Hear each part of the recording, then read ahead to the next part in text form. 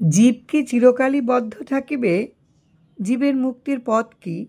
ভগবানের উত্তর, আমার সত্তাদি ৩ গুণের উপাধিবশত আত্মাকে বদ্ধ বা মুক্ত বলা হয়। বস্তুত তিনি তাহা নহেন, স্বরূপত তাহার বদ্ধ মোক্ষ নাই।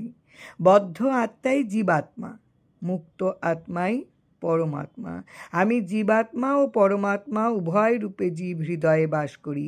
সৃষ্টিতে আমার ২টি শক্তি ক্রিয়া করে, অজ্ঞান এবং জ্ঞান, অবিদ্যা ও বিদ্যা। একান্তভাবে স্মরণ লইলে আমি তাহার অবিদ্যা দূর করিয়া জ্ঞান দেই। আমার অংশস্বরূপ অনাদি জীব আমার অবিদ্যারূপ অজ্ঞান দ্বারা বদ্ধ হয় এবং বিদ্যা দ্বারা মুক্তি লাভ করে। এই ২ শক্তি দ্বারা আমি খেলা করি।